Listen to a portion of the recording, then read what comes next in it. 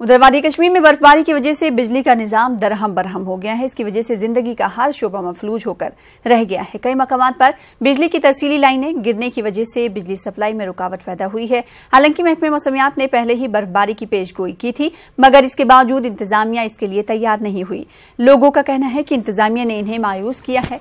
चंद inch बर्फ ने ही इंतजामिया के बुलंद बांग दावों की पोल खोल कर रख दी है। उधर कल से ही अंधेरे में शहर श्रीनगर में बिजली को बहाल करने के लिए महकमे बिजली के मुलाजमीन काम पर लगे हुए हैं। उम्मीद की जा सकती है कि पूरे शहर में जल्द से जल्द बिजली सप्लाई बहाल होगी।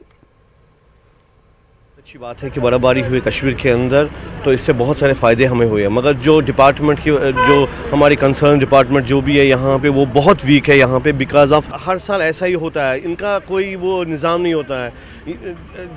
ये सेम टाइम वो कुएँ खोदने वाली कहावत है कि जब आग लगे तो उसी टाइम कुआं खोदे, तो दे आर नॉट प्रिपेयर। मुझे नहीं लगता कि वो प्रिपेयर है। उनको फोरकास्ट पहले ही दिया हुआ था कि ऐसा होने वाला है, बट दे आर नॉट। तो आप देखिए कि कितना सफ़र पूरा कश्मीर अभी कर रहा है ड्यू टू दिस इलेक्ट्रिसिटी, और पानी की भी बहुत किल्लत है। इट्स ऑलरेडी डेड, मतलब कुछ सरकार है ही नहीं यहाँ पर। फर्स्ट ऑफ ऑल मतलब वो है ही नहीं यहाँ पर, तो इसके लिए हम कोई एक्सपेक्ट नहीं कर सकते। देख लीजिए, कोई प्रिपेयर्स नहीं है। First of all I will tell you the electricity, where is electricity is. बर्फबारी की बात छोड़िए, बर्फबारी तो ये तो होती जाती है यहाँ पर, कोई एडमिनिस्ट्रेशन यहाँ पर नजर ही नहीं आ रही है कहीं पर। मतलब ये पेड़ सारे उतर आए हैं हमारी लाइन पे, आप ये देखिए, वो भी देखिए, आप इनको दिखा सकते हो। वो तरसीले लाइनें सारी गिरी हैं नीचे यहाँ से भी, तो ये खाली पेड़ों की वजह से, और ये है खुदा की तरफ से है। इसमें कुछ कर नहीं सकते हम, जितना हम कर सकते हैं हम करेंगे।